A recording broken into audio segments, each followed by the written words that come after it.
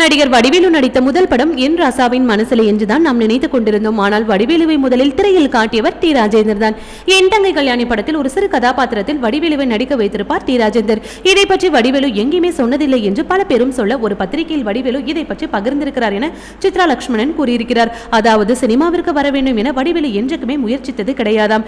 இப்பொழுது சினிமாவில் என்னென்ன சேட்டைகள் எல்லாம் செய்திருக்கிறாரோ அதே சினிமாவிற்கு வருவதற்கு முன்பும் செய்திருக்கிறார். இந்த சொர்க்க பூமிக்குள் அடியெடுத்து வைப்பேன் என்று அவர் கொஞ்சம் கூட நினைத்தது இல்லையாம். அவருடைய முகத்தை சினிமாவில் காட்டியதென்றால் அது அண்ணன் டி ராஜேந்திரால் தான். அதன் பிறகு நல்ல ஒரு வாய்ப்பை உருவாக்கி கொடுத்தது ராஜ்கிரண் தான். அவர் மட்டுமில்லை என்றால் சினிமாவில் இந்த அளவுக்கு வந்திருக்க முடியாது. சினிமாவை பொறுத்த வரைக்கும் இது ஒரு கிரகம். இங்கு சேட்டலைட் விடுவது என்பது அவ்வளவு சாதாரணமான விஷயம் இல்லை. சினிமாவில் இன்று நான் இருக்கிற நிலைமையை பார்க்கும் பொழுது எனக்கே மகிழ்ச்சியாக இருக்கிறது. இது உண்மைதானா என அடிக்கடி வடிவேலு சொல்லுவாராம். இதை சித்ரா லட்சுமணன் பகிர்ந்துள்ளார். இது போன்ற சினிமா மற்றும் சீரியல் தொடர்பான செய்திகளை காண சினி டைம்ஸ் சேனலை மறக்காம சப்ஸ்கிரைப் பண்ணுங்க.